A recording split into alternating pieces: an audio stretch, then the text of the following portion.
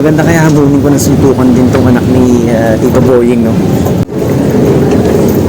Nakita niyo dito kahit napakarami mga commuter so rush hour pero napaka-efficient. Hindi nagkakaroon ng sobrang habang pila.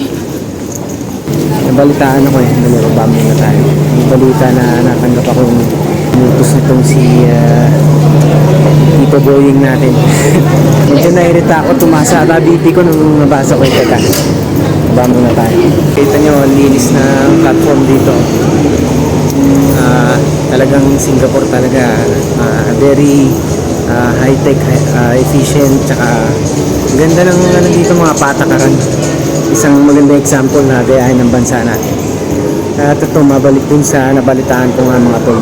Ito kasi si Tito Boying, kamag-anak daw namin to sa sinabi sa akin ng mga kamag-anak ko. Pati ni AirPods.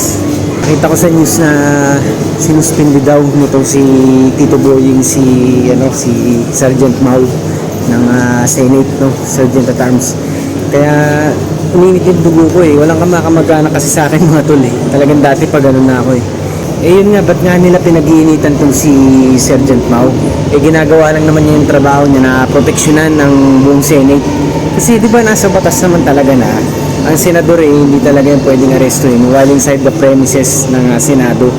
Tsaka grabe naman, di ba? Pagiging makabayan na lang pairali natin Huwag nating isuko yung ating kadugo sa dayuhan. Kahit pa ICC yan, tinan nyo nga sila Putin, Netanyahu, mga respetadong bansa yan, kita nyo.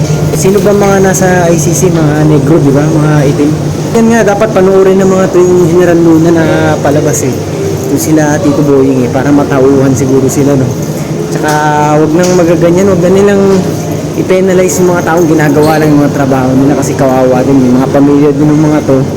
Tsaka talagang concerned lang sila dun sa Senate. Tsaka yung anak nitong si Tito Boying, ano na nangyari dun sa na-involve sa marijuana? Diba? Matanong lang ha.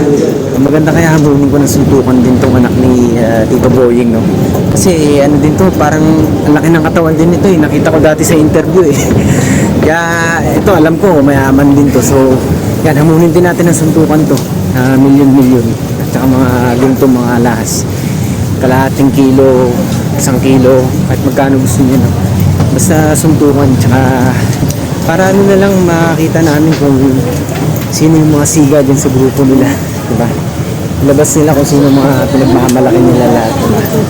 Nung mabalitaan ko dati yung balita nga na yung tungkol sa marijuana, yung sa anak nito ni Tito Boying, na wala yung respeto ko kasi syempre kahit kamag-anak, nung nabalitaan ko walang kamag-anak nga sa akin kaya bumaba agad yung respeto ko. Ganun ako mga tuloy, no? So yan, sana kumasa itong anak niya Tito Boying na to. Tsaka huwag nilang pag-initan na itong mga ibang mga nagtatrabaho niya sa Senado. Parang nonsense dapat maging busy nga sila, wala ata sila magawa sa mga opisina